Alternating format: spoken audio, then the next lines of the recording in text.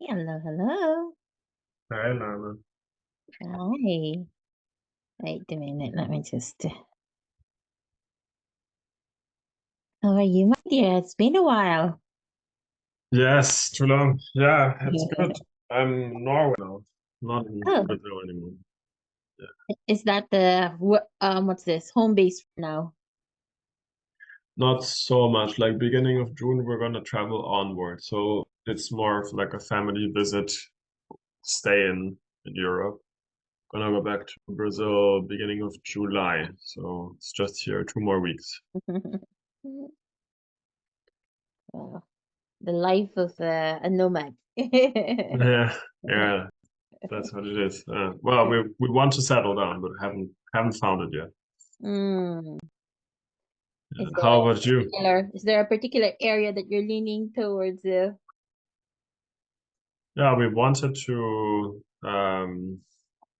go to Copenhagen in Denmark, but in the end, it like no, I don't know. We don't feel so good with like the war, like the Mm, Ukraine-Russia war, and mm, I don't know. So that was like the leaning, but no, I think for now it's just a bit more traveling. yeah. Mm.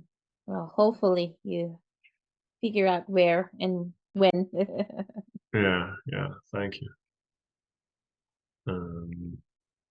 I'll make you both Yeah. co-hosts. Oh, yes. That is great. Hello. Hello, hello. Hi, Lana. Good to see you. Hi, Adrian. Hi, Thiago. Can I share my screen? Yeah, you're co-host, so you should be able Yeah. to do it all. Is that, yeah, you can see it? Yes, it's Yeah. good. Okay. Is it gonna be like one stretch of presentation because they're trying to like record things, but not necessarily like the breakouts and everything? No, there will be some exercises here and there. Um, Hopefully, well, it depends. How many people are joining I don't know. from other sessions? How many did you? Yeah, again, like between 50 and 130. Well, But yeah. Okay. Well, there are two exercises that I have. That would be for breakouts. So in essence, there would be those times where there would be breakout rooms. Mhm. and how do you want the people to? Do you want people in pairs, No, in groups of three? triads, yeah, would be great. And Okay. so more time and a little safer because there's three of them. Do you have already an idea for the time? How long do you want this breakout to take? Just if we can give them, 10 minutes. That Yeah. would Okay. that would be great for that. 2 moments. You're gonna set it up, Thiago. Yeah, I can set it up. You have the breakout function, right? I should have because, but let me check. Thank you.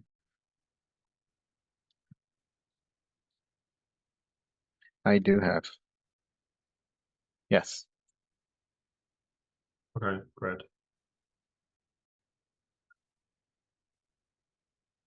Okay, so I'll just do recording, but then I'll pause it when they go to breakout. So I'll just try to capture like your sharings and maybe a bit of the conversation if there's any um in the main room.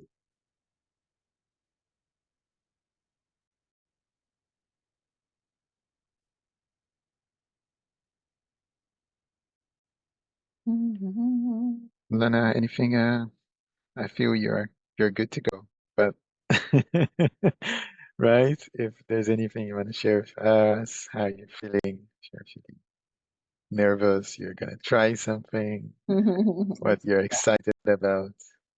It's something that I've been giving for quite a long time, so not nothing new in that sense. Just the people. Yeah, just the people. It's just more of like who's going to be in the space. Good.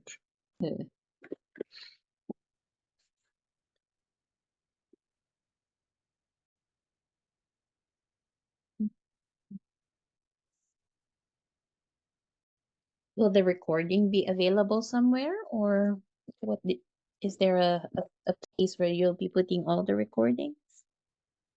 Yeah, we're still figuring that out. So it will be available somewhere, and I can also send it to all the people, I guess, who signed up. Yeah, and I'll share it with you, but we haven't really figured out that system yet.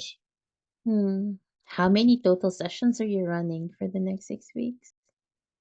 Total of 35, Wow. around 35. Yeah, lots of things going on. Exactly. It's massive. Yeah.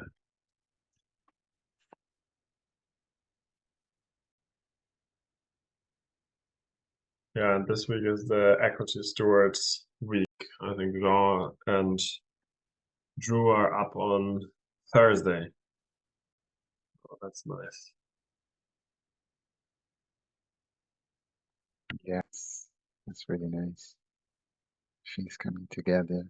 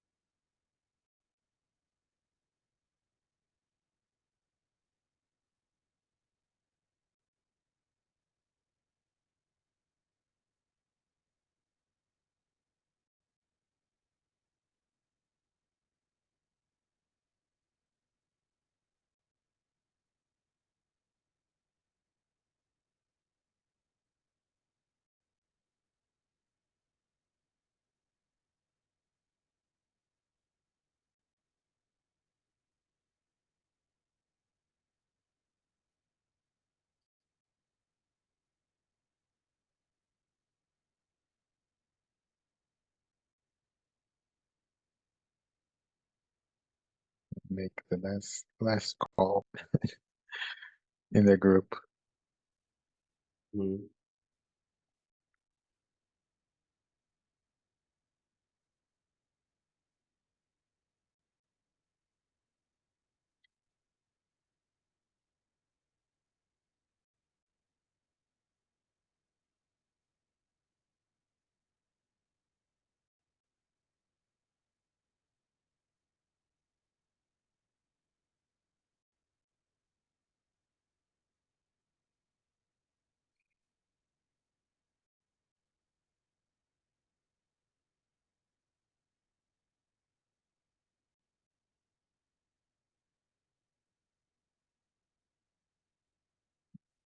Let me then go get water. Yes.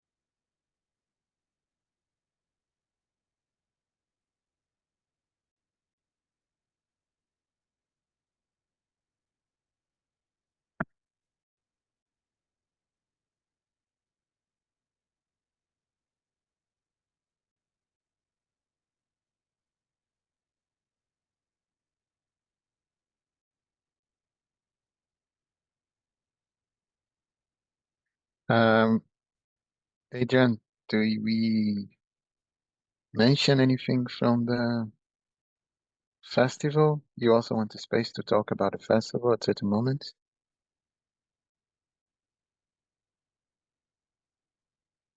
Oh, you're Oh, mute. you're muted. Just towards the end, maybe just 1 minute. Okay, so it's just for 1 mana to start and then. Okay. Okay. Ready to go?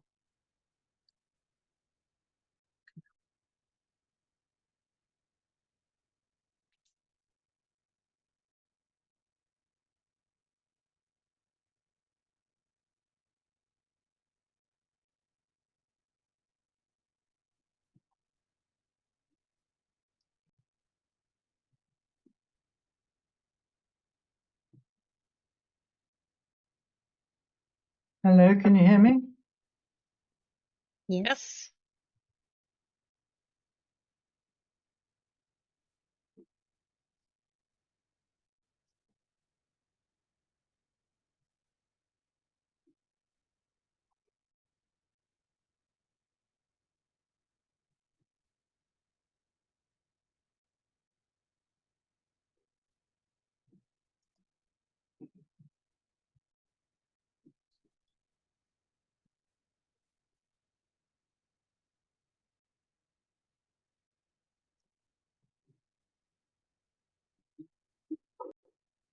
Tiago, do I start it off or would you want to? You can take it on, Lena. Yes. Welcome everyone. It's nice to see familiar names and new names in this space. So I'm Lana Yelenyev. I'm with the Neurodiversity Foundation and Neurodiversity Education Academy, and yeah, I'll be facilitating today's session around neuroinclusion. So before we start, I would like to ask for those who, what's this? For those who can rename your names with your pronouns as well.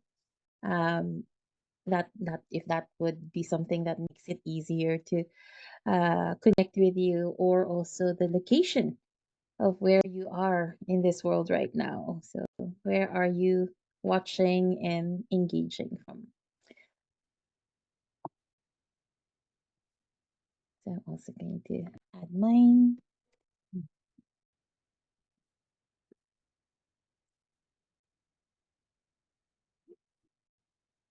So as I mentioned a while ago, I'm Lana Yelenyev. I'm originally from the Philippines and have now been based here in the Netherlands for the past 18 years. And so acknowledging that in this space, we would also be primarily using English as our, a main of communicating with each other. For those who might have some questions or ideas, please feel free to use the chat function. I might not be able to track everything immediately, but if there are also questions, please do add it in the chat. I also would want to welcome those who can put on their videos.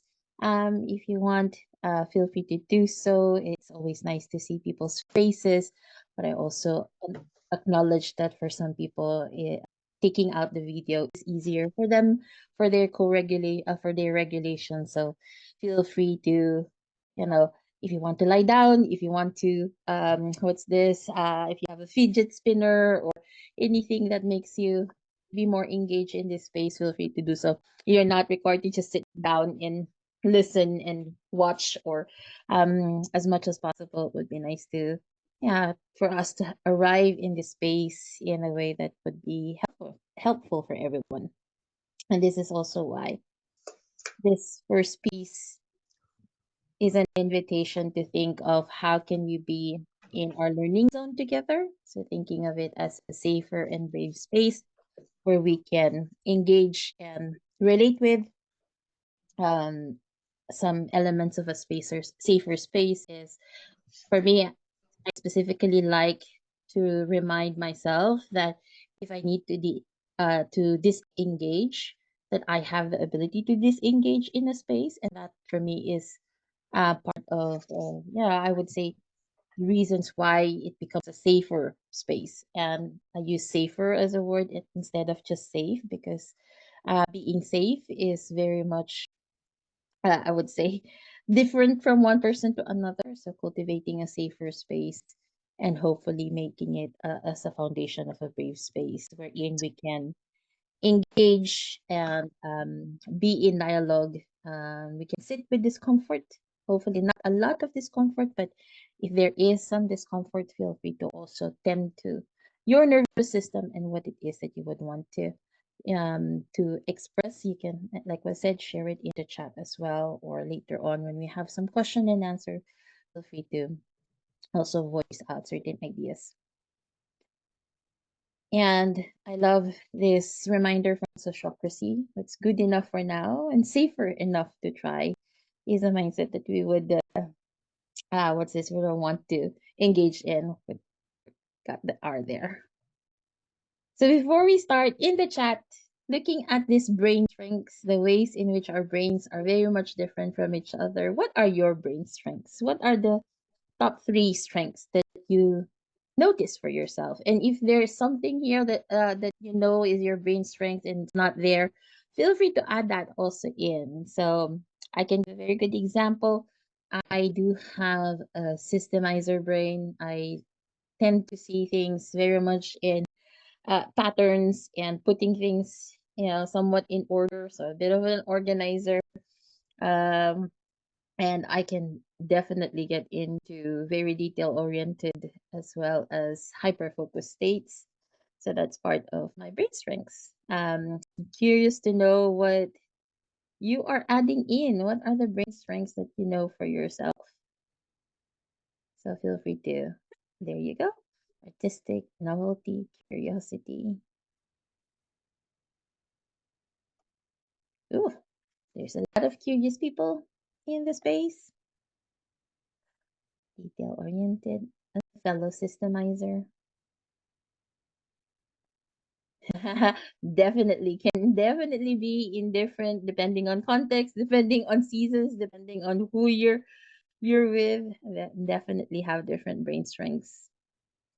So feel free to keep on adding it here. Take a what's this screenshot of this. I can also share later on a resource that we have in the Neurodiversity Education Academy where you can download the brain strengths as a card.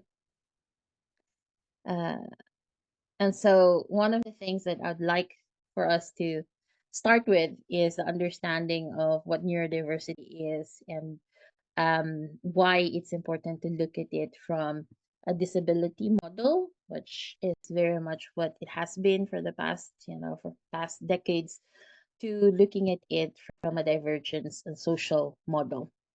For those who are probably new to the term neurodiversity, please add in your questions. What questions do you have around it? What are your thoughts around it? I'm curious to know if there's something around the word neurodiversity that you're familiar with. So, what comes to mind when you read or hear the word neurodiversity?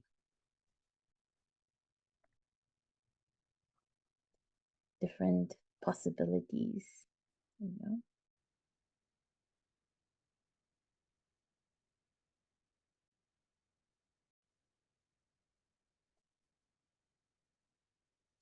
Neurotypical.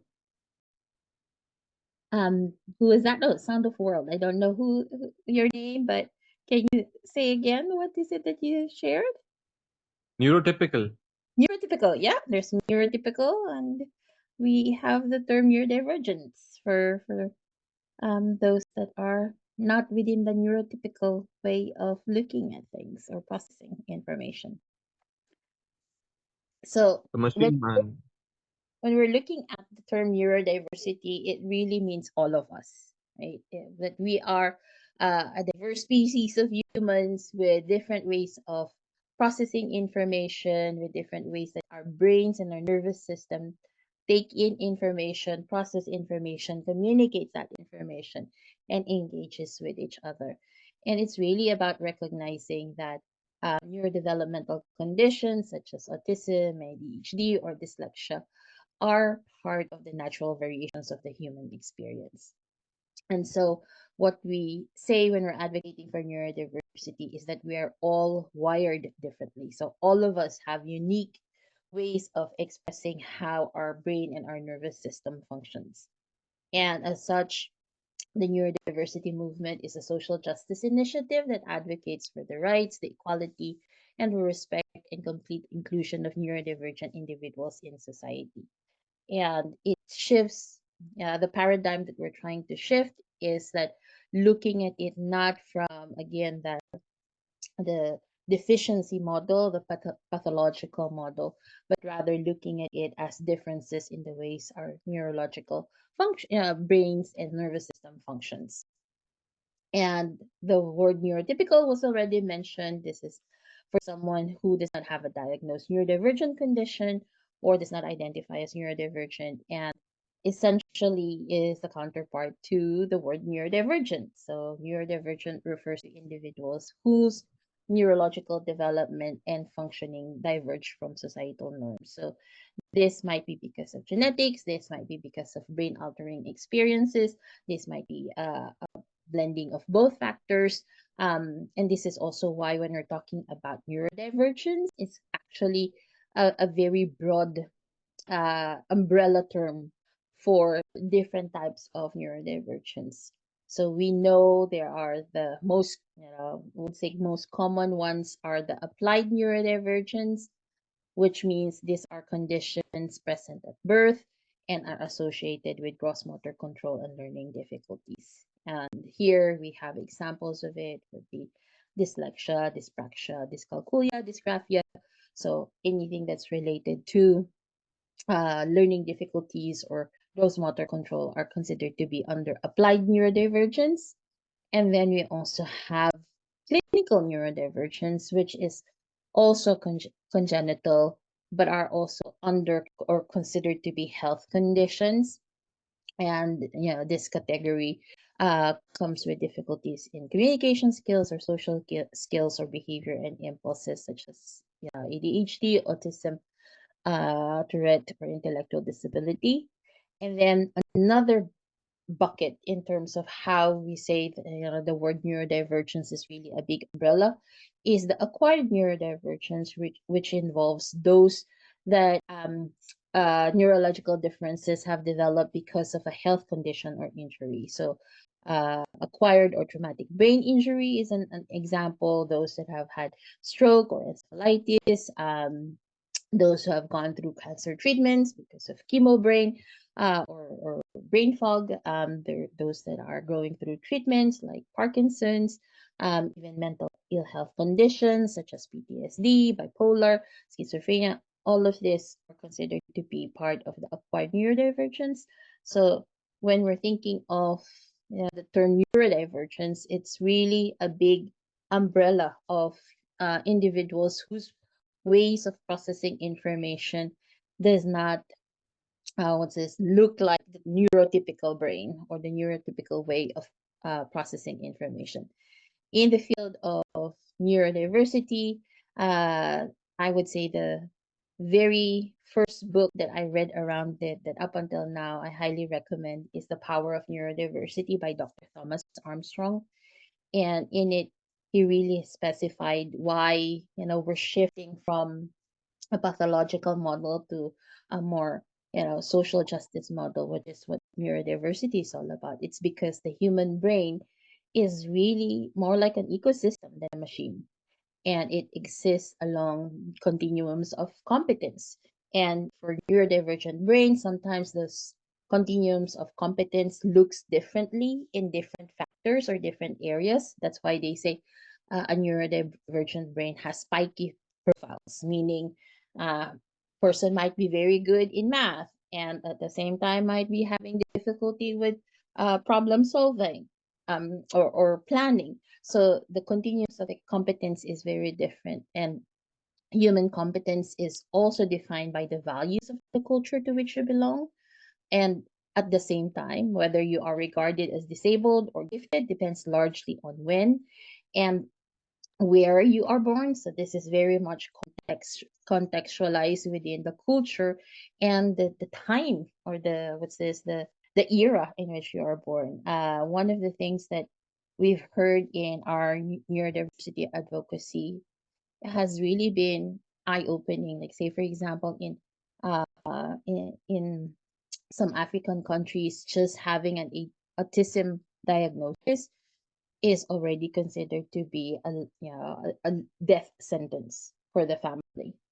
And so it really varies in terms of how the culture and how says people regard it as a disability, or it's something that is to be considered as gifted or a special, a special condition.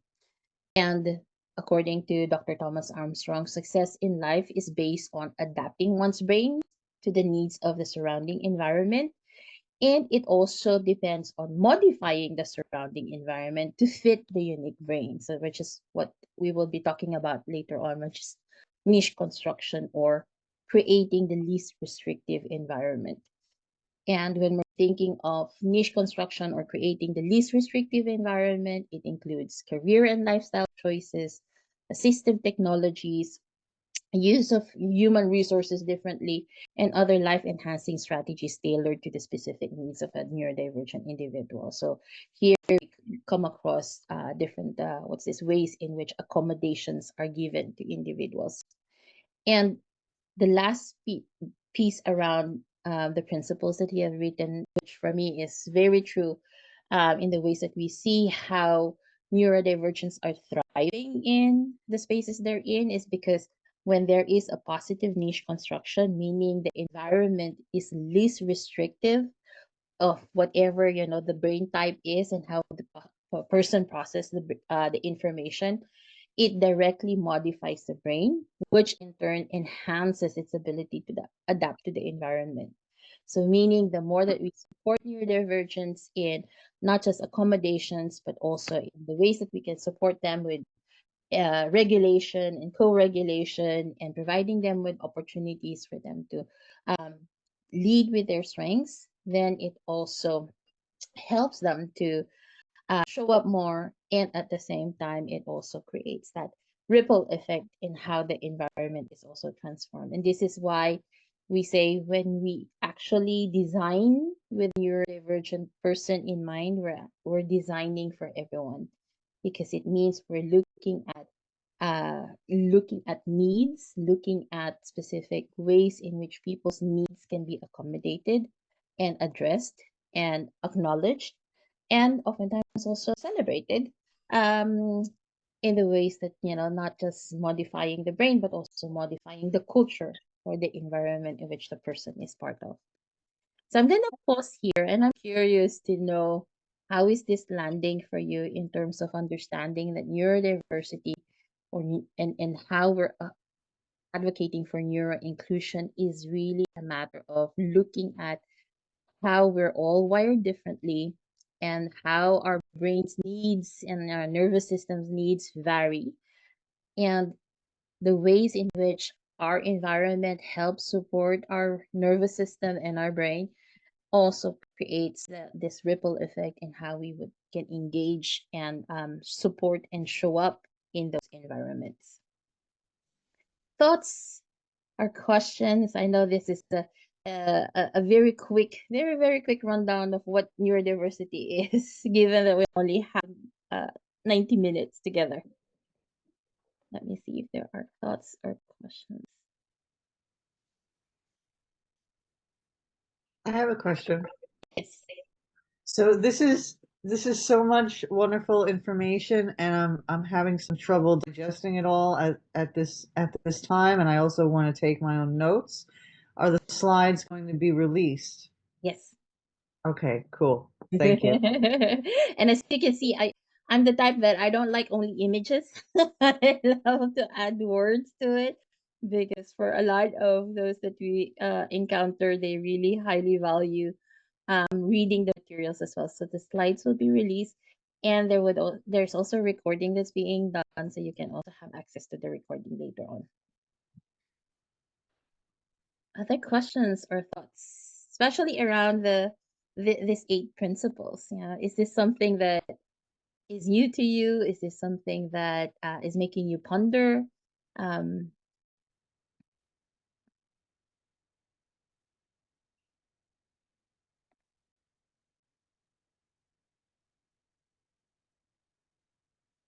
Okay.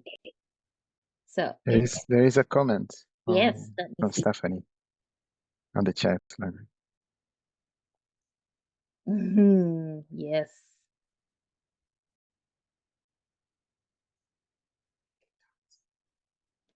Yeah. This is also a big part of what we will be discussing about around accommodation. Is not really around performance alone, but rather helping create a culture of belonging in the workplace, and how we can, through different practices, do that together.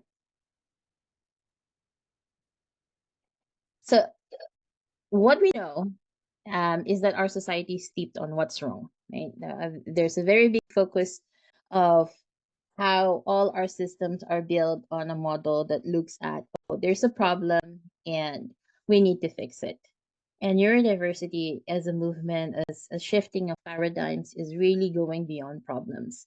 We know that in a lot of fields, an assets approach has been included already in different ways. So salutogenesis, meaning looking at the wholeness or the wellness, um, and how to support health and well-being, is a term that has been there since the 1970s, so 1979. Yet at the same time, it's like we're still picking up on it. We're still looking at ways in which we can shift from a pathogenic to a salutogenic model. And Dr. Jeffrey Lincolnbach, he's one of the authors for Hope, Healthy Outcomes from Positive Experiences. And I'll also share the link later on here. So they started the research in the 1990s around how can we look at what are the positive experiences that, what are the ways in which positive experiences are developed, cultivated, and how can we bring out more of those positive experiences. Oh, And his words here really, for hey, me, Carl. reveals how we can look at, the shifting of the lens. Because when we start to look at the world through this positive, hopeful lens, it has a profound impact on the questions we ask, the data we collect, and the way we address health and safety issues.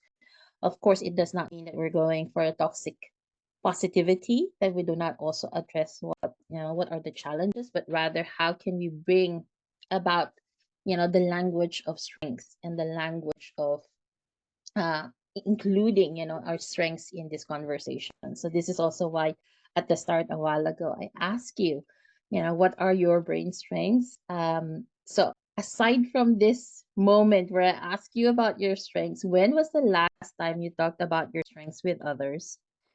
And when was the last time you used the language of strengths in engaging with others? So we'll be putting you in a breakout room where you'll have two others with you. So there will be a trio. And in the triad, just reflect on when was the last time you talked about your strengths with others, and when was the last time you used the language of strengths in engaging with others. You'll have about 10 minutes. Feel free to share what feels, comfortable for you. And at the same time, use it as a time also to explore, what the strengths mean for you and in the context of work that you do. So Tiago, Yes. I let me just want to ask. Yeah, okay. I'm just going to open the room. Does anyone have a question about what we're going to do?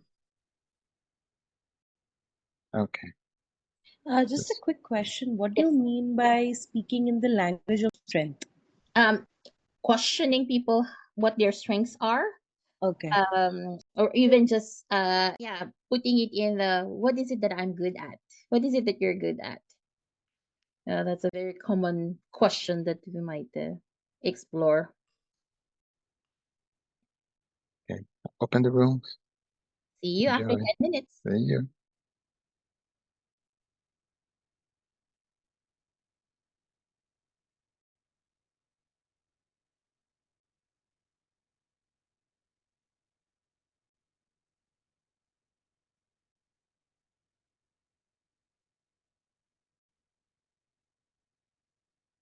So we have Nada that just came in. Yes, we have some people that just came in. I think I need to assign them. First, explain what's happening. Nada, we'll put you in a breakout. They're not currently in a breakout. And then Okay. we're talking about when was the last time you talk about your strengths with others, and when was the last time you used the language of strengths in engaging with others. Thank you. Sounds good. All right.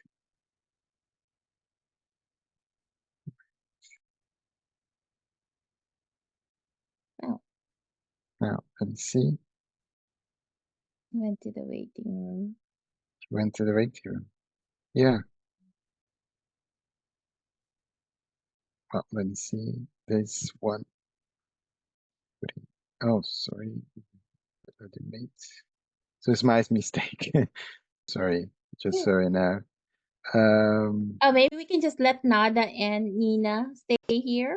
Nada and yeah, that could be. I think this that'd is be what better. then we now have the participants in breakout. So the questions were, when was the last time you talked about your strengths with others, and when was the last time you used the language of strengths in engaging with others? I don't know if you would want to share your experience around these questions.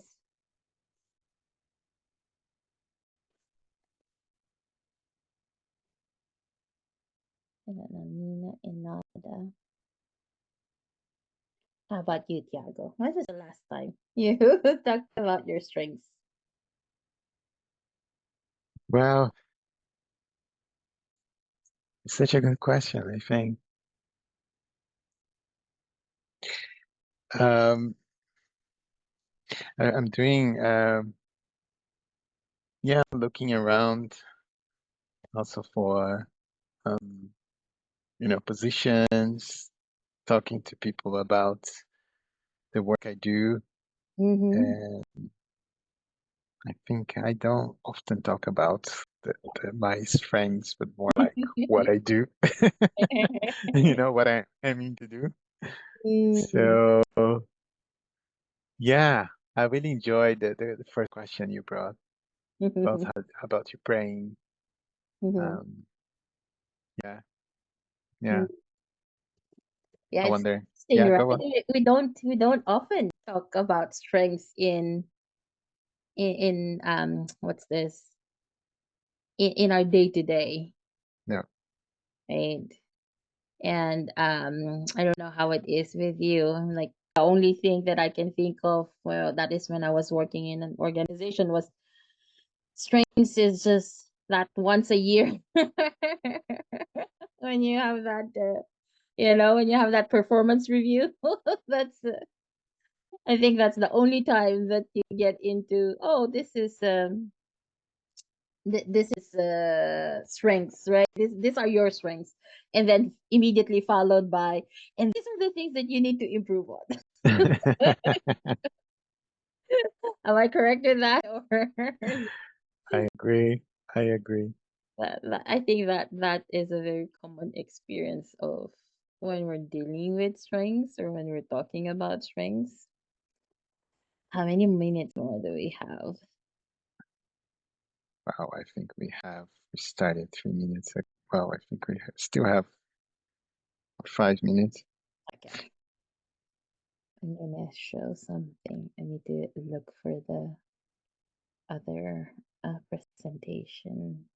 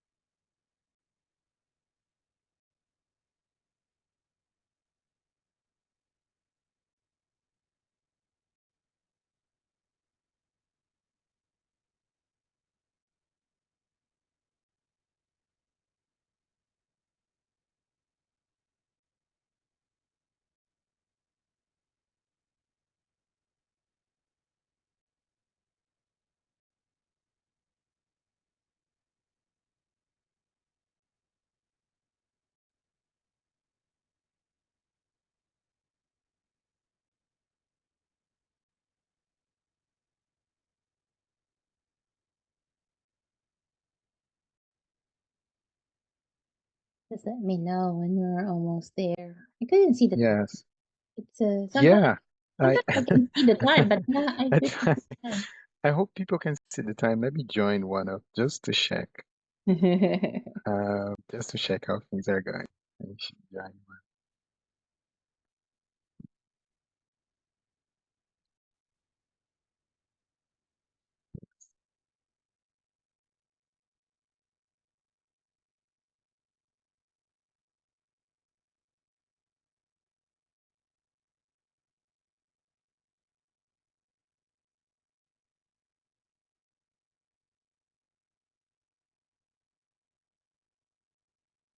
Yeah, Nina, like what you said, yes, it is really a big part of how our society is built. We don't talk about our strengths enough.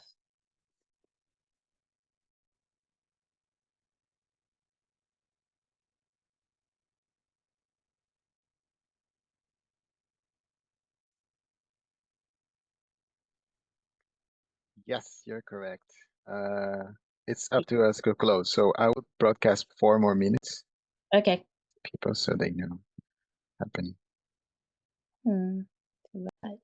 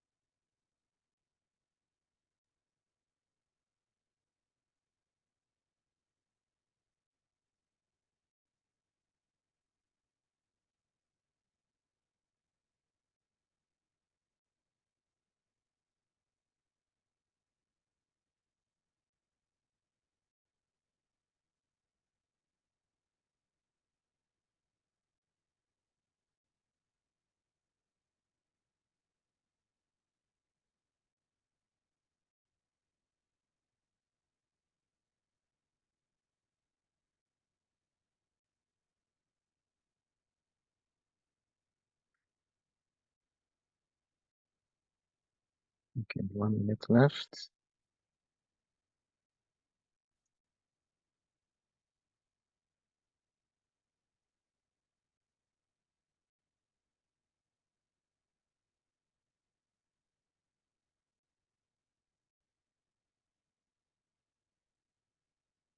So maybe we can just Close it, huh?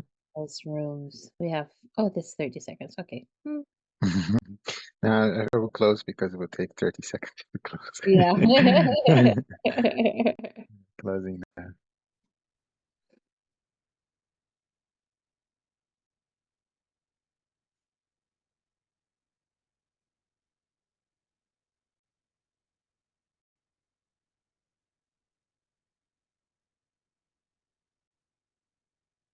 See, we know there's more to say because they're not yet coming in.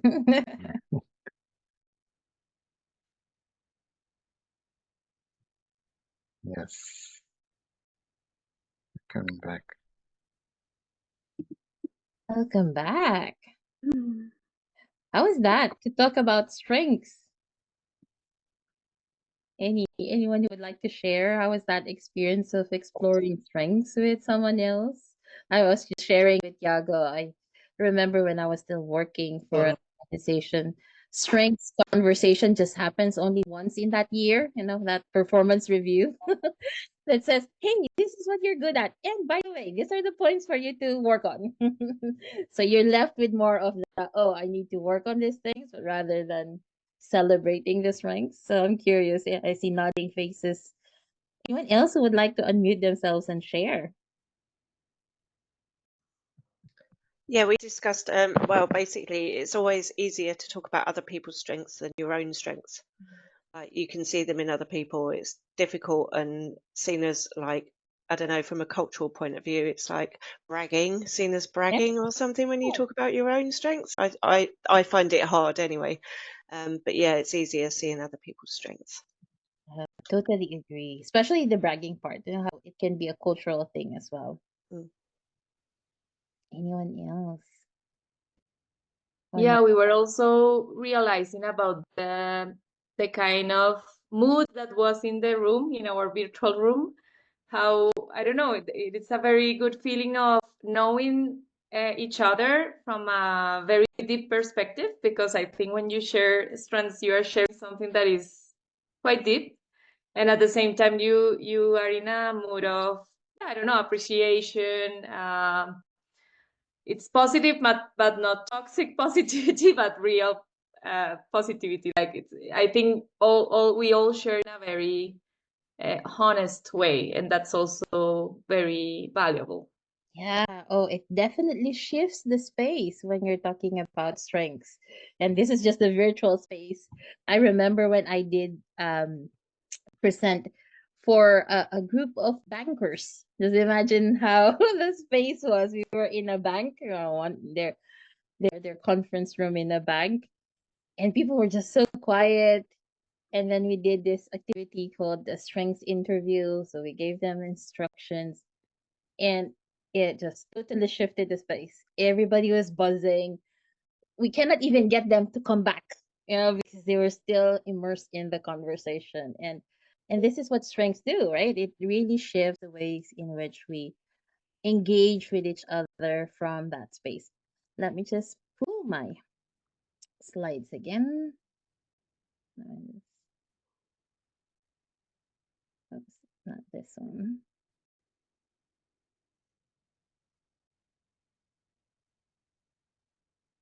So we know that when it comes to our brains, what fires together wires together. What does that mean? The more that we practice things, the more that we learn about it, the stronger the connections are because of repeated use. And over time, our brain is, I would say, lazy in a way because it just makes those connections very quickly and making things, more intuitive or easy to reproduce as a way to process information. However, we then also lose on a lot of things because of this ways of our brain's way of connecting the dots.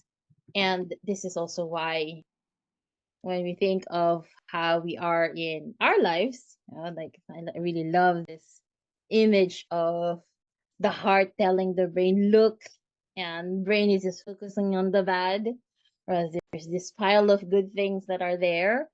Our society, our systems, our ways of being is very much shaped by how our brain is evolutionary wired to look at threat and safety. That is part of our evolution, right? From hunter-gatherer times where we need to know what's going on outside, our hypervigilance of what's going on in the field. It really makes us zeroed in on the safety and threat that is within the environment. And unfortunately, how our brain it has evolved, it did not, I would say, did not match with how our society is right now, where there is, in essence, that form of that form of threats is not as common. Yet the ways in which we've structured our systems, like educational system, judicial system, financial systems, all the ways in which we've devised our systems are based from the perspective of threats or perspectives of deficits. And in a work from McCaskey, he highlighted that when we look at negative experiences from a deficit cycle, there's already a lowering of expectations and affirmation of labels that happen. And then we see and we notice more negative behaviors. And that's when we say, oh, we need to change something here. And so the focus of change is focus on deficits. And then, of course, because there's a focus on deficits, the labels and negative expectations are being worked based from those deficits, and we prescribe interventions and opportunities based on those deficits. And this is the cycle that all of our systems are very much built into. I remember when I would go for strategy sessions, whenever I have a client, they would say, "Oh, these are our problems." But before I would even get to there, I would say, "Okay, before we get into the problems, can you just tell me what's working well?" And then people are very much surprised of that question of like, "Oh, but what's working well?" And this is also why, when it comes to neurodiversity and the neurodiversity movement, it's so steeped in the what's wrong model. So we'd want to focus on what's strong. It really comes down to the framing. So in 3 years ago, we wrote our first toolkit, which is called What's Wrong with You, which became one of our leading campaigns in terms of really emphasizing on the importance of strengths. And McCaskey also identified that when we're looking at a strengths-based cycle, we're already looking at it from a lens of, oh, change is needed so that we can identify strengths, that we can continue the development of strengths and capacities, and we can have positive and valued experience, and that we can provide opportunities for successful development, and we can have positive expectations. Again, this does not mean that we do not look at the challenges, but rather we work with our strengths in a ways of which we can support or attend to those challenges. So if we're looking at strengths-based approaches, really it looks at the inherent strengths of individuals, families, groups, and organizations. This is also why when it comes to community building, I've often said, let's do asset-based community building to really look at, what are the inherent strengths or assets within a community in the first place. And it's the same in an organization or in a team. There are inherent strengths that are there, and how can we make them be more visible and make it more which is easy for people to share their strengths and lead with their strengths. So again, from Thomas Armstrong, the reminder is to really think there is no standard brain. And what that means is that everyone has different needs, and how we can support each other in meeting those needs or even thinking about those needs is can be very different in different situations and in different contexts. And this is why we need to think of creating the least restrictive environment. So when you think of a least restrictive environment, what comes up for you? So share in the chat, or if anyone wants to unmute themselves, what comes up for you when you're thinking of a least restrictive environment?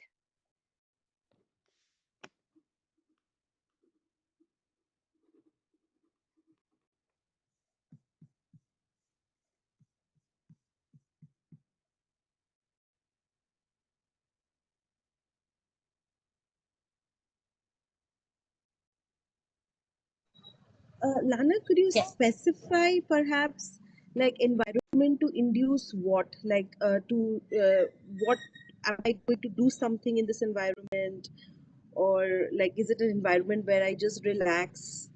Like what is it the outcome of this environment that I'm looking Yeah. at? Well, Because it can definitely be a least restrictive environment where you feel safe, a least restrictive environment where you can work on certain things, a least restrictive environment where you can collaborate with others. For me, when I think of a least restrictive environment, is a least restrictive environment where I can show up as myself and show up with my gifts and show up with my strengths. So it really varies depending on, different people. And this notion of least restrictive environment, again, coming in from Dr. Armstrong, we see that in examples within nature, right? How the beaver will build their dams, how the bees will create their hives. These are the ways in which creatures are changing their immediate environment to ensure their survival, and they're creating a least restrictive environment for them to be able to live and for them to be able to survive and for them to be able to engage with each other. I was even fascinated that there is a type of bird called a bowbird, wherein before it would put a twig in its nest, it has to have a specific weight. So the bowbird would pick up a twig, measure it, there's an internal measurement that it does. And if it fits in with that weight category, then it would put it as part of the nest. If not, then it would leave it. So there is a filtering mechanism. There's a way or a system that that we can see niche construction being done in an environment. And in a work or an educational environment, according to Dr. Armstrong, these are the ways in which we can provide niche construction or creating that least restrictive environment. The one that we know and have been hearing more of lately, because of again the field of neurodiversity is growing, is around accommodations or environmental modifications. How can we create the environment differently from, say, for example, from the lighting to the sound, um, to to creating a specific texture or a specific movement. So environmental modifications are part of the accommodations that are needed. So this is why other people would say, oh, I prefer to have, say for example, a specific type of lighting or noise canceling as part of the ways that they can engage better. But aside from that, other ways in which we can provide niche construction is having positive role models, especially within the neurodivergent field. The form of role models that we're often seeing are, the the rainmaker type or the rainman type, or the ones that are the savant. And there are more role models, positive role models in the field that we can really lean into, aside from also male role models. So looking at it from, how can we engage our team members or those that are part of our organizations to know who are other role models that have different ways of processing information or different ways of um, thinking and different ways of being. And how can we use also assistive technologies or universal design for learning? If you're new to the term UDL, I highly recommend for you to read more about it. So the principles around universal design for learning is basically when we approach it from the lens of universal design, then we're creating or designing for everyone. I remember when I was taking a diploma course on gifted education, and one of the things that I was really surprised was just like, but why are we differentiating? So the term differentiation is creating different ways of learning for different groups of students in the class. And I was just like, but why are we doing differentiation only for gifted individuals? Why can't we do differentiation within the classroom? And so universal design for learning carries with it certain principles on how we can look at universal design. And then enhance human resources. Nowadays, there has been changes around human resources in terms of hiring, in terms of interviewing. Hopefully, gone are the days where interviewers would say, oh, we didn't choose that person because the person was fidgety or because the person was not looking and getting eye contact. Um, enhance human resources is really looking at what are our policies in terms of hiring, what are our policies in terms of retaining neurodivergent talents, what are our ways in which we can support neurodivergent talents. These are all part of enhanced human resources. And again, what we've been doing, strengths awareness and strengths-based learning strategies are very much important to amplify and highlight the strengths that neurodivergent individuals in our teams have, because for most of the neurodivergent's life, they have been told that they do not belong, that they are weird, that they are dumb, or that they are this and that. So strengths-based learning and strengths awareness offers opportunities for people to reconnect with who they are and what they bring in these spaces. And of course, having positive career aspirations, that goes also hand in hand with creating positive role models. So these are ways in which we can look at niche construction that we can create a least restrictive environment, have an ecosystem that meets our needs. And it's not just about removing barriers, but really looking at where can we add support.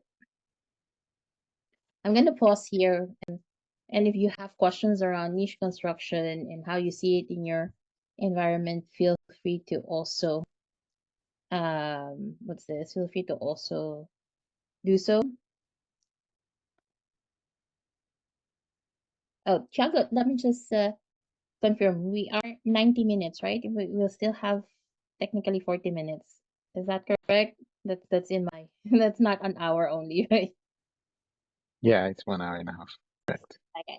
So again, thinking about creating a least restrictive environment is also looking at conditions where they would feel that they are safe and where they would feel that they are belong. And going back to what was shared a while ago, no space can ever be 100% safe. So we need to look at, when we're talking and thinking and dreaming about how we can support people, is to look at where are they in their zones of development.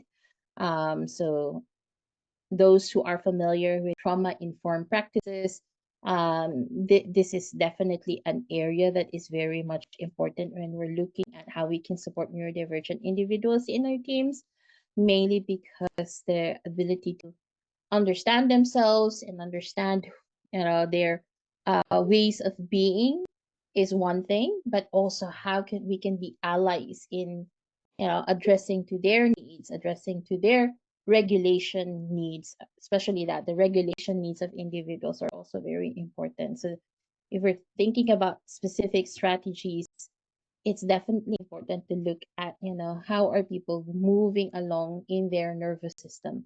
So are they still in their comfort zone? Are they still in their learning zone? Or do we notice already that they're going into their panic zone? Or do we already see that they're in their danger zone? And how can we support that? How can we support their nervous system to be in a space where they can still engage, that they can still experiment and they can still explore?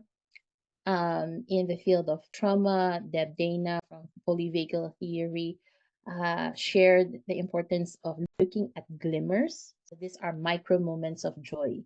So what can be a glimmer? A glimmer for one person can be the smell of coffee in the morning, right? Or a glimmer can be, for me, I love soft, soft textures. So I do have like in my bag, can share.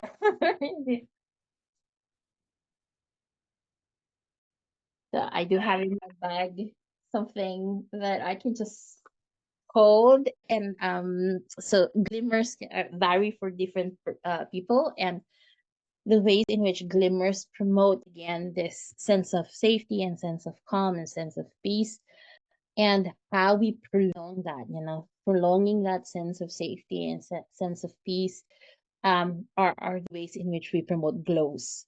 So in polyvagal theory, moving from glimmers to glows allows people to be engaged in a way that, not just only feel safe, but also really with excitement and exploration.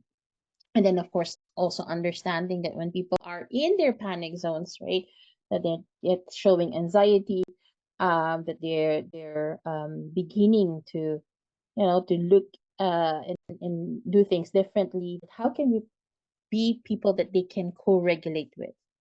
I often share, hurt people, yet settled bodies settle bodies. So as part of an organization that care, or as a part of a culture or a team that cares, how can we be the settled bodies that settle bodies? So that when we see our fellow team members being in a state of anxiety, distrust, phoning or people pleasing, or they're triggered, that we can be a person they can co-regulate with, so that they don't get into that danger zone of shutdown and collapse and flight or freeze responses. So an environment that fosters collaboration and belonging and neuroinclusion values emotional regulation. So really understanding a way for us, to show up as individuals means we have also an understanding of our emotions, And I like this practice from Dr. Dan Siegel around window of tolerance. Although the word tolerance is somewhat tricky for other people, and they say, oh, maybe window of attunement or window of presence is much better, because there's a lot of people that says we've been tolerating a lot already for quite some time. So it depends on how you'd want to view the practice, but in essence, what's this? What Dr. Dan Siegel shared is that looking at it in terms of how can we be in our optimum zone of arousal, that in a way we can engage, again, going back to this, when we're in our optimum zone of arousal, we're in our learning zone, we can engage, we can explore, we can be so connected with how we're feeling. And this is also why emotional regulation is very important, for us to know if we are still in our zone of arousal. So I'd like for you to just think of a time when you experience high emotional flexibility, meaning, there's something that triggered you, something that upset you, and you were able to shift to a different state immediately, or, that you were able to navigate that space immediately. How did that feel for you? So these are just some of the feelings, words that you can think of when you're thinking of that experience of high emotional flexibility.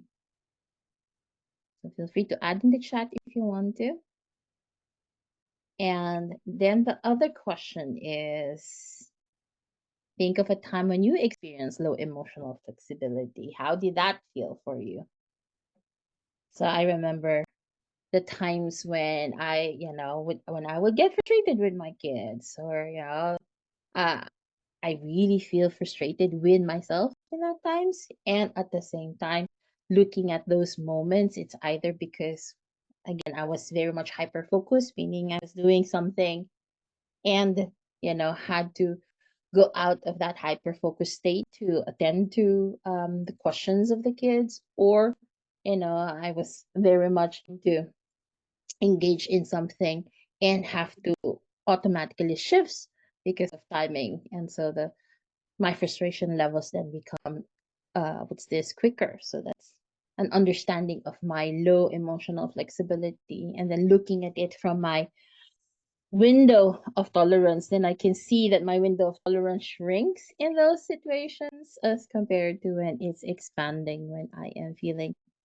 more more engaged with myself and with others. And then other ways in which we can explore emotional regulation is really understanding, how are we noticing feelings? How are we able to understand the gradients and intensity of feelings? And how are we able to articulate those feelings? And for some neurodivergent individuals, this can be a very tricky space, especially when they're so used to masking or camouflaging how they feel to people please, or to be able to show up in those spaces without being questioned or to conform. So masking is very typical, common in a neurodivergent experience. So understanding their own feelings and what they, how they can articulate those feelings might not be areas where they're so used to. So again, being allies, being a culture that cares, helping to have, ways in which we can notice and understand and articulate feelings are very important. So just on a scale of 0 to 10, how would you rate your capacity to be emotionally stable throughout your day?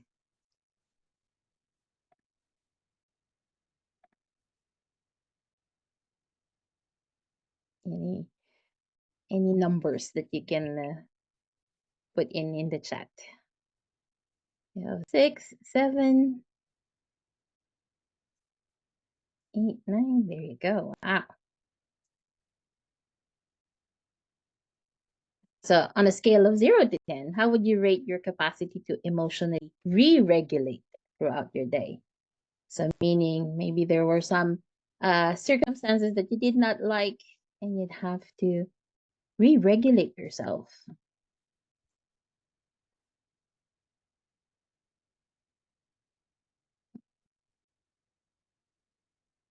go. Yeah, 4, 7, 5, 6, different numbers coming in. So our work as an organization, as leaders, is to help understand our own window of tolerance. Of course, that's our, our basic, what's this, awareness of ourselves is very important, but also how we can understand our team members' window of tolerance. So it can be, it varies depending on our childhood experiences, our neurobiology, the social support, the environment, our coping skills, and it changes from context to context, from day to day, depending on what we're doing, who we're with, if we've eaten or not. For me, that is one of my triggers. If I am very much easy to be frustrated, and it might be an indication that I forgot to eat, which is also very common with neurodivergence, of like um not being able to track time because of hyperfocus. So being able to understand that this regulation occurs when we're out of our window of tolerance is very important, and how we can see that also within the people that we're engaging with. And like what I said, for neurodivergent individuals, the need for emotional safety is amplified, because a lot of the spaces that we've been in are environments where we were not told to express, or we were not told to show up as who we are. So having spaces where um, different ways of being and different ways of expressing is very important. One of the things that me and my co-founder with the Neurodiversity Education Academy, what we do, she does when we're in a session, she would always have her fidget spinners, or what's this, she would be stimming, and that's okay, because these are ways in which uh, neurodivergent individuals cope with what's inside, what's alive in them. And it's very important to look at, again, how are we understanding, being more trauma informed in terms of where people are at in the organization, and how they're engaging with each other in terms of their survival responses. I really had to put flop out of the freeze. So oftentimes flop, or really that unresponsiveness and shutting down, is under the category of freeze. But I do see that flop is really when people just cannot anymore, and they really had to disengage, and they cannot cope with what's happening. So creating space for emotional expression can look like, pausing to name what's happening, being able to say, especially for the neurodivergence, to have the ability to say, oh, I need a moment, or I'm feeling overstimulated, or this is just too much information, or I cannot think of answers immediately, but I can say, I can give my answers later on. So for those who might need longer processing time. So having permission to share emotions through writing, through visuals, or silence, and really being met with curiosity, not critique, and offering ways in which we can also create more spaces for healing centered responses. So how can we help to stop? How can we help people to soften? How can we flock? So really returning to community, returning to resourcing with others, so the co-regulation, allowing for flow, and also allowing for people to surrender when they say, okay, this is just really outside of my capacity for now, and that is okay. So I know for some organizations, you've probably been doing this with COVID, having check-ins. So again, a reminder that check-ins are ways in which we can normalize naming of emotions without going deeper right away. So it can be, how are you arriving using 3 emojis, or what's your weather forecast like? So it really creating low pressure space for emotions and inviting honesty and empathy. Um, when you're in a meeting, it also means, beginning with silence and journaling. When you're asking people information in terms of how they think or what they would want, um, allow them to first give them time to process. One of the things that we also say is, when you have a meeting, give either a breakdown of what the agenda would be like, and if you'd want them to ask questions, to already fill in the questions beforehand. So for those who need more time to process information, that they are allowed more time to process information before a meeting, and even also after a meeting has happened. How do you give the minutes? How do you give a rundown of what has transpired, and what is the next actions? These are for people who need all, most of the details, but there are people who do not need all those details. So also understanding who gets overwhelmed too easily when there are too many information is very much important to look at. Again, building emotional connection and relational safety is very important. So having rhythms in your working spaces, where you can take turns sharing what you appreciate about each other, sharing strengths. These are the ways in which we can again reaffirm more of neurodiversity affirming practices. Rose thorn bud is a very good example of making a very structured way. Um, Too often, when we're not looking at it from a neurodivergent lens, a question might be too open, that for someone who's neurodivergent, that becomes too overwhelming because they don't know how to frame it.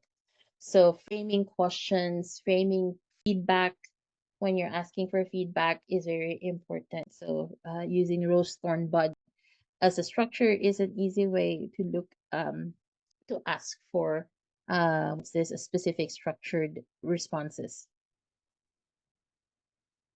So we'll have our last breakout for today's session. What are the other ways where you promote openness and emotional safety in your team, in your organization, in the ways that you're working? So let's harness what's already working well. Tiago, can we put them again in breakouts? Yes, 10 minutes. 10 minutes? Yes. Okay. So let's surface what's already working well when it comes to openness and emotional safety in your spaces. Open the rooms.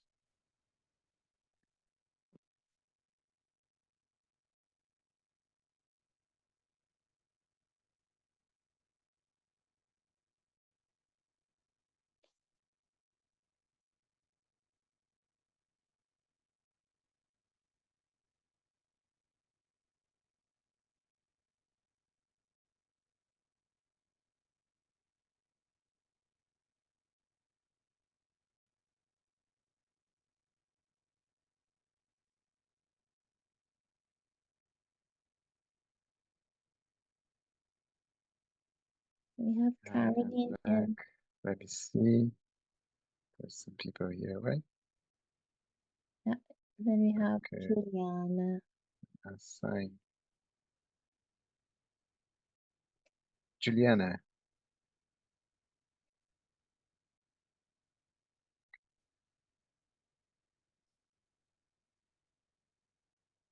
Oh, yeah. I see.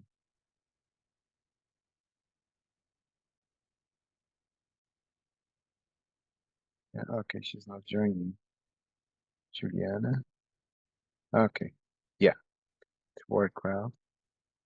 Just listen. Just going through. Yeah, it's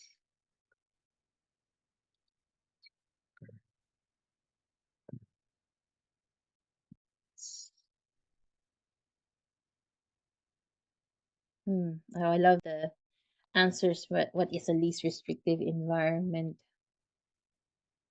Let me just copy.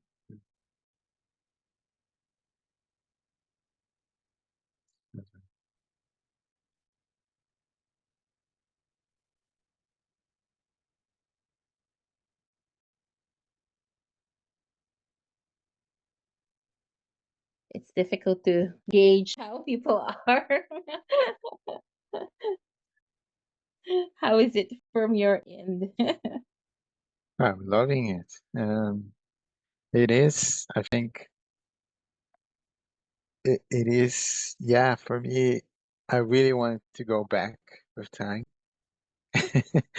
and to be able to, yeah, see how, not only how I can apply that, but, you know, just look at with Yeah, the slow pace.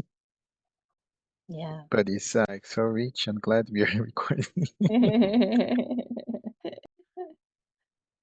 I'm gonna see how far I can go because there's so many things that I would want to still share with. So this is something that I can just say, I'm gonna go quickly Yes, and then so just want to really emphasize on emotional regulation and energy regulation. So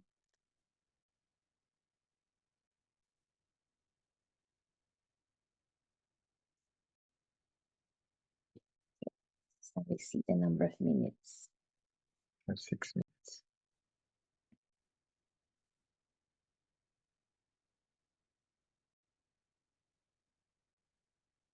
Have you gone through the other sessions as well? No, no, I wish. Um, yeah, I'm also preparing a session and supporting Jing and Drill with. I saw Drew here, so I think he had to leave. Ah, he's here in the room. So no, not so much time. Yeah. No, it's the same. Like tomorrow, I'm going to travel to Rome. So Well, uh, yeah.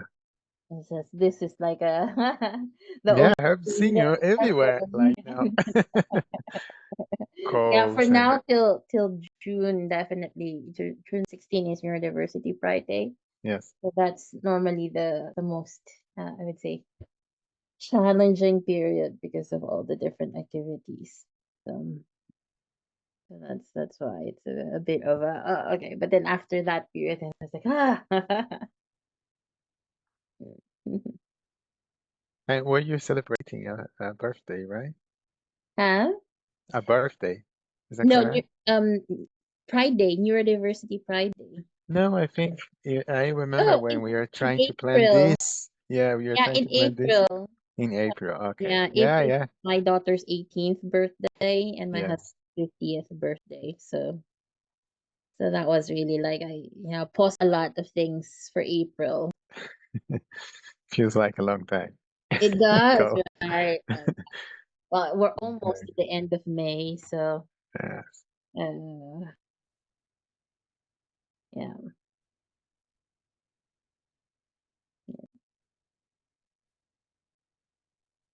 Let's see.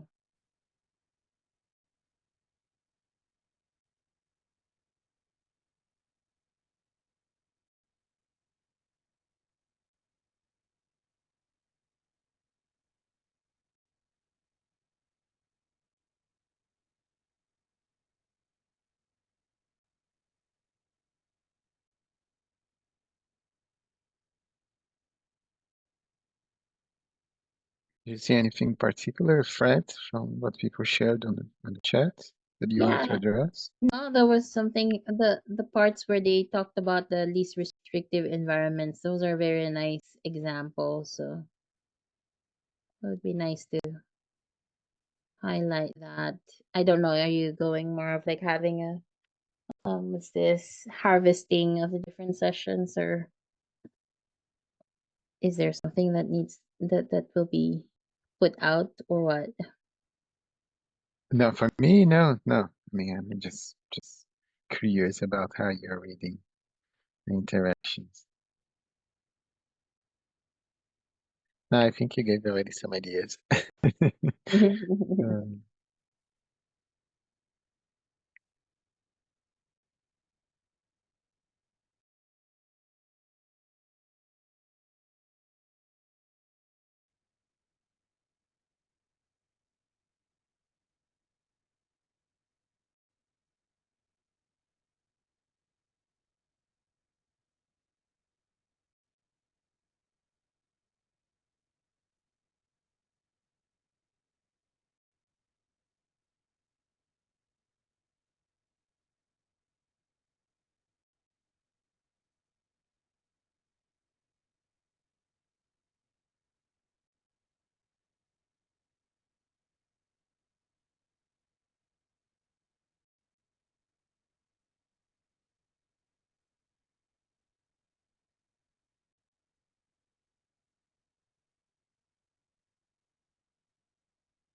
Yeah, I love what you shared about, reaching out, or not, yeah, I don't know if you said reaching out, but offering this, offering a hand or your ears to a colleague. Yeah. You used a certain word, but it Or was, regulation. yeah, Yeah. yeah, exactly. Yeah, Yeah. because often there is, especially in certain groups, you don't know how to address them. Yeah. It is, yeah, No, and this is why it's important to have this next part what they really just having like a co-create guidelines together of like, oh, how would I want to be supported when I'm dysregulated? mm, How can we have conversations around that? Maybe we can start breakout rooms already so we can. yeah, I can do that. Oh, it's closing. 30 seconds.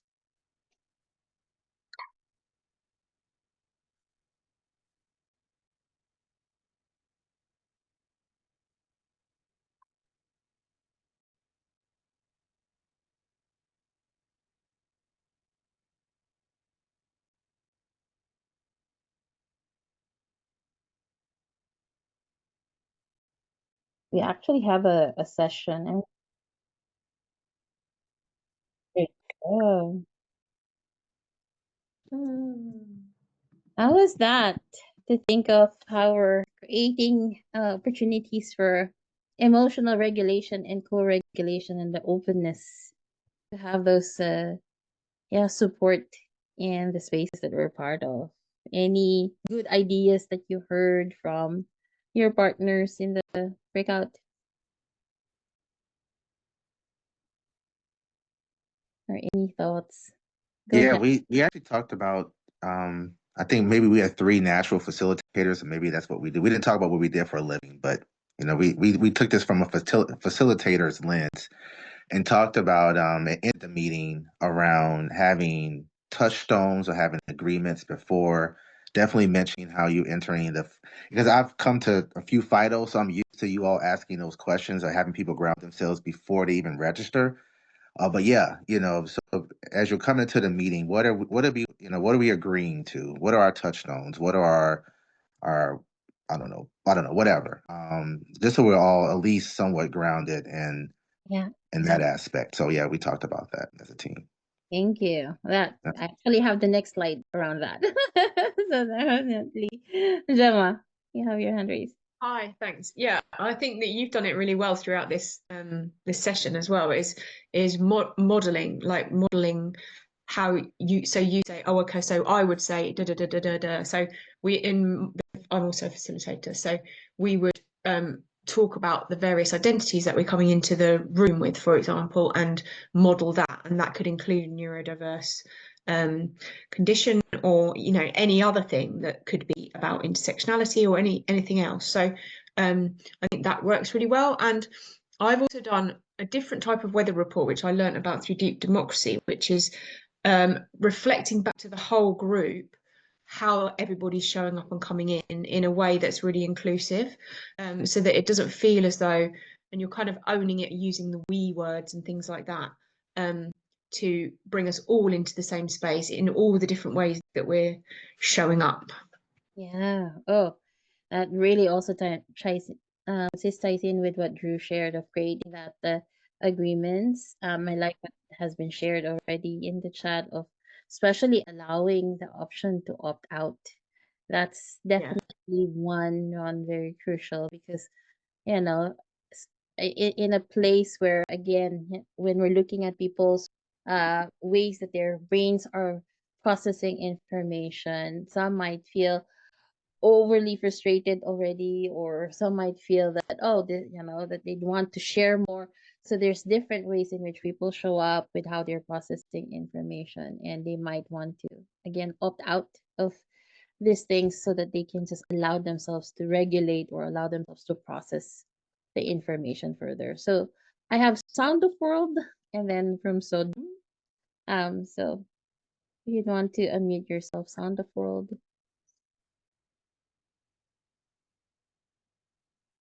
So there's this thing about being available to grace. And then there is the counter to it, which is disgrace. Yeah. Yeah. And that's Being basically the neurodivergent experience of, in a world that constantly tells us we don't belong or we're different.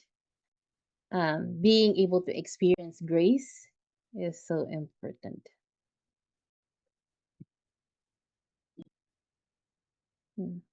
Thank you for thank that. you. From Sudden? Yeah,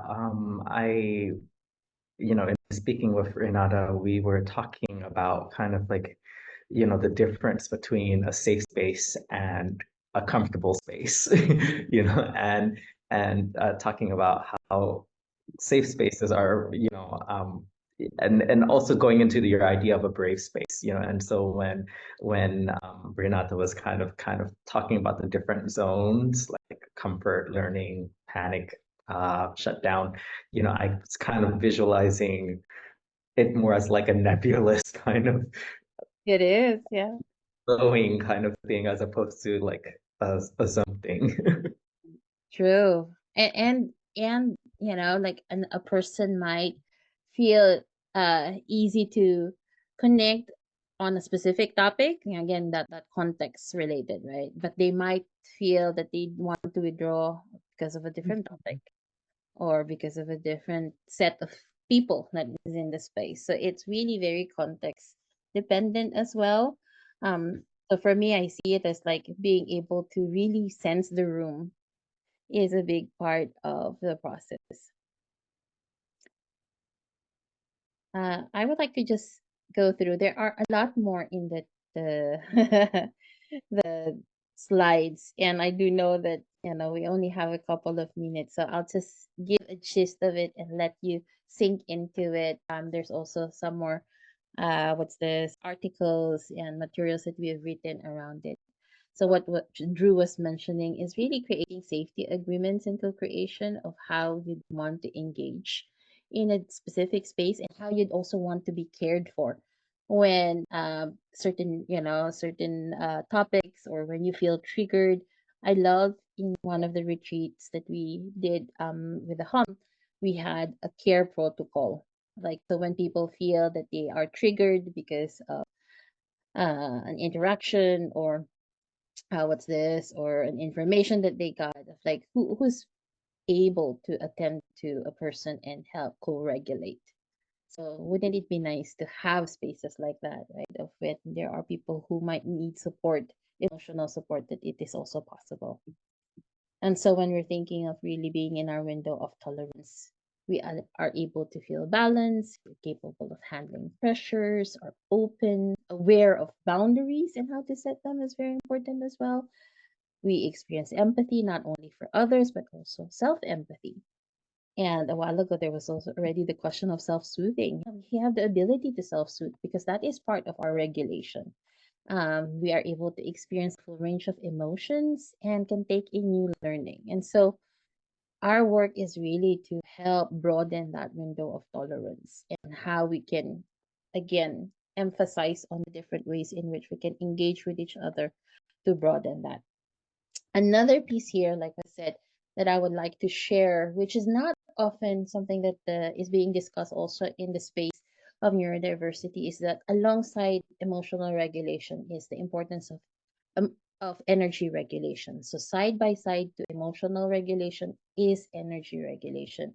And when we are in an environment that is energy aware, we know that needs to have more flexibility, that there is no standardization, because again, people's needs vary depending on context, depending on um, what's this, on the different ways in which people are showing up in these experiences. And so we're really looking at how we measure a system success is not how well it controls people, but how well it supports their ability to thrive. And we do have ways in which we can look at energy regulation based from How are we shifting structure of meetings and workflows? How are we redefining productivity? How are we holding space for pauses, for transitions? How are we responding to dysregulation? So these are ways in which we can look at. And we've written around the different principles that we have around energy regulation. So again, breathing through it is, energy is about regulation, not motivation. So when people, especially neurodivergent, seem that they're not, that they're not focused, or they're flighty, or they're not, that they need to try harder, it's not about just, that they're demotivated, but rather it's to look at, what's happening within their energy reserves that needs attention. And then there's also arousal states and the need for flexibility. So there are people who might need different ways of engaging because they have high arousal, whereas there are people who have low arousal. And how can we get them into a more optimal arousal space is very much important to look at. So looking at it from a practice of arousal mapping and looking at the environment you have, like how is the environment set up? Is it all the environments high arousal environments, or are there even quiet spaces or movement friendly spaces? So these are just different ways in which different states can be allocated. This is also from Dr. Lorenz's work in terms of looking at when you have a specific activity, what is the energy that's needed for that specific activity, and to really look at what's within your capacity. What's your energy level right now? And oftentimes we overestimate or underestimate our capacity based on the energy that's needed for a particular activity. And so how are we being clear also in terms of what is needed for different tasks or different activities, and matching that with the capacity that's there? And then when we're thinking about executive functioning, so our ability to plan, our ability to remember things, our ability to start and stop, or initiate and inhibit ourselves, these are all part of our executive functioning. And initiating, organizing, and completing tasks all require energy. So when we have depleted energy, then our executive function is also affected. So in the slides, you would read examples of how to do that, like creating flexible time blocks or cognitive offloading using certain tools or assistive technologies. And then there's another important principle is looking at the 5 domains of stress, from biological, emotional, cognitive, social, and prosocial, and how stress affects energy as well. So again, in the slides that I will be sharing, you'll have an understanding of what those 5 domains of stress looks like, and how we can support in the organization or in a culture level. And going back to neurodiversity is really the understanding of masking and how masking is energy draining for neurodivergence. And so how can we focus and support people from unmasking in in organizational settings, or team collaboration is very important. Using tools for awareness is also very important, so that we would be able to understand our energy. Planning around energy, not just time. So looking at our dips and ebbs and flows, and also managing behavior to build capacity around, again, our energy regulation, and also shifting from managing behavior to building capacity is very important. So I'm going to give all of that and leave you with the invitation that when we're trying to shift things in our organization, to also remember nothing about us without us. So if you're going to do some things different within your organization that is more neurodiversity affirming, invite neurodiversity voices in and help craft whatever policy, whatever programs, whatever new changes with them. Because yes, when we design with neurodiversity in mind, then we're designing for everyone. And with that, thank you for joining today's call. I do appreciate you taking the time and energy and attention to be here.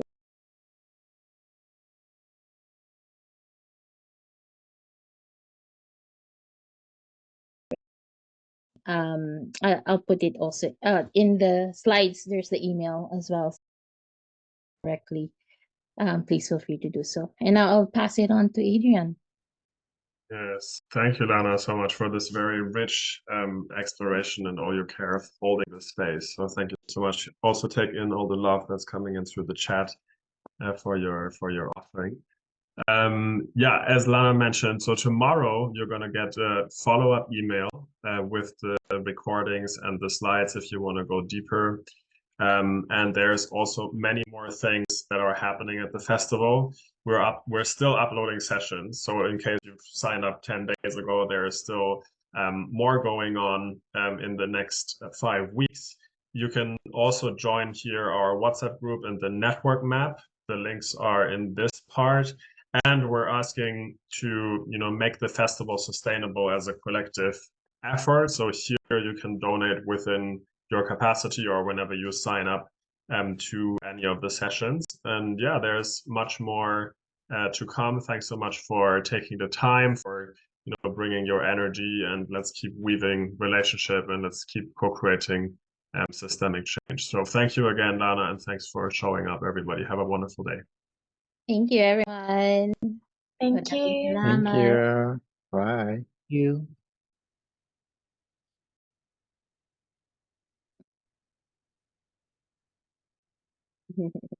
Thank you. Hi, Gustavo. Well, thank you again. And yeah, I'll send you the slides. Who do I send it to? Adrian or Tiago? Adrian. Yeah. Can you send it to my feed to email right away? Because then I can change the follow-up mail for tomorrow. Yes, let me do that now. Okay, I'm just gonna share Bye, this. Gustavo. And Thank you for bye-bye. being Hi, here. Tiago. Bye. Lana, I'm gonna send it to Adrian. you, Adrian. Bye. Bye. Thank you, Thank Lana. you. Thank you so much. That's wonderful. Thanks, Tiago. Thank you, brother. Take care.